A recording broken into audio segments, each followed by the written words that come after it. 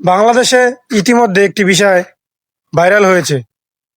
বাউল আবুল সরকার আমার মহান রব্বুল আলামিনকে নিয়ে কটূক্তি করেছে, বাজে কথা বলেছে। এই বিষয়টি নিয়ে অনেকেই অনেক কথা বলতেছেন, অনেকেই অনেকভাবে প্রতিবাদ করতেছেন। তাই আমিও ভাবলাম আমার জায়গা থেকে আমি একটি প্রতিবাদী ভিডিও তৈরি করি। একটি ভাই ভিডিওতে বলেছেন, বাউল সরকারের শাস্তি হোক বাইতুল মোকাররমের সামনে, জনমানুষের সামনে মৃত্যুদণ্ড। হ্যাঁ, আমারও মতামত এটাই। বাইতুল মোকাররমের সামনে তাকে মৃত্যুদণ্ড দেয়া হোক।